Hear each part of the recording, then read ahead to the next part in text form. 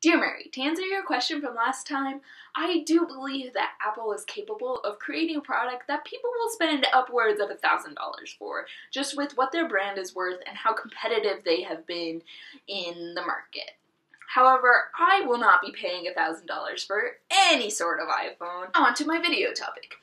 Love languages. Today I want to talk to you about love languages, and this has been something I've been thinking about recently, and I realized, especially for someone like me, I'm not the nicest person you'll ever meet. I know I'm not very good at telling people that I love them or showing people that I love them. Today I'm going to talk about the 5 love languages, and I'm going to be talking about them in the order of importance they are to me. So my first one is acts of service. To me, actions speak a lot louder than words. You can say a lot of things, but I choose to actually do stuff for people. And a lot of times there's so many platitudes out there that ways to tell people you love them, like just saying I love you. They're so common and they can be told to anyone at any time, and they mean nothing. So when somebody actually does something for me, it's a lot more meaningful to me than them just saying that they care about me. Also, just what my religion has taught me and just the environments I have been a part of throughout my life, I really try to adopt a servant attitude. And I feel like it's very personal because every action you're doing for something is not something that you're just doing as a general sweep for everyone. Like sending out a Christmas card to just everyone you know. Like if you go over and you help somebody move, like that's very specific to them. It's in the moment. It's not something that can be taken away because that experience has happened and it's been done. That's really how I tell people that I love them. So if I'm doing something for you, it's because I care about you.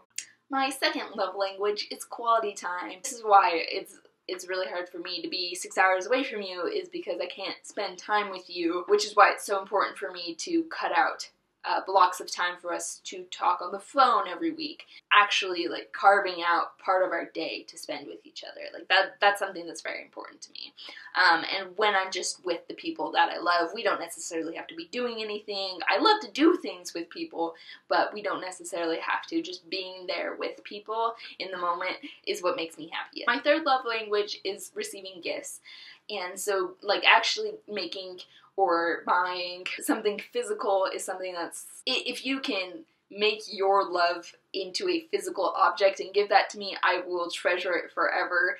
This is why I don't do it so much anymore, but I did it a lot. In high school, I would write you and Hannah notes and poems, and I still do it for birthdays. I write cards, taking the time and energy and maybe even money to make a physical representation of, this.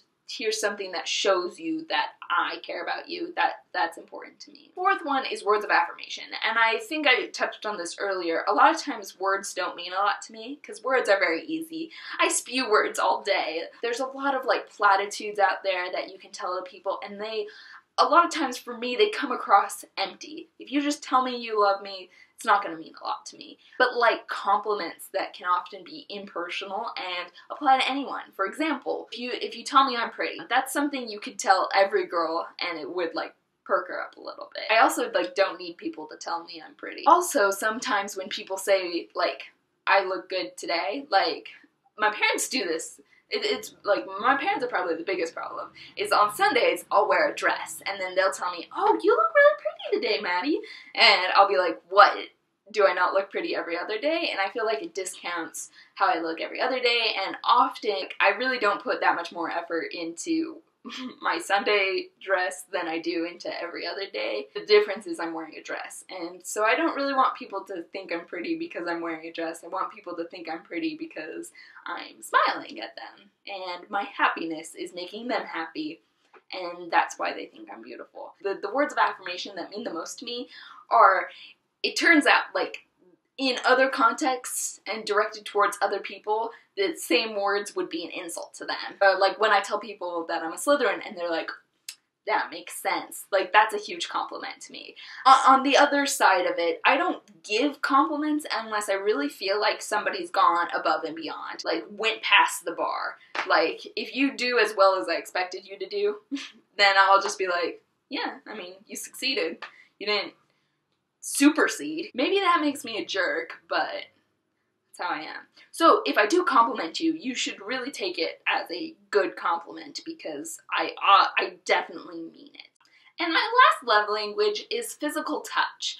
And at first, when I took a test to discover the order of these, and at first I was kind of surprised, and I was like, I'm not sure that's right. But then I realized, because I'm a very touchy-feely person, I'm always cuddling and hugging and touching people, but I realized that it's very much on my terms, and I don't touch people to tell them I love them. I don't try to. I'm not I really care about you, and I want us to not only have an emotional connection, but I want us to have a physical connection. That's not my feelings on it. If I touch somebody, it's because I want to know what they feel like. Kind of sounds creepy, but I will cuddle with a complete stranger as long as they have good hygiene. But that's not how I tell people I love them, even though it's an important part of my life. What are your love language orders? Actually, I think your love language is number 1, physical touch. 2, quality time. 3, words of affirmation. Number 4, acts of service. And number 5, receiving gifts. I'm pretty sure I'm right on the first one and the last one, but the middle ones I could be mixed up on. That's my guess. Am I correct? Sincerely, what? I don't know what that was. Sincerely, sophistication.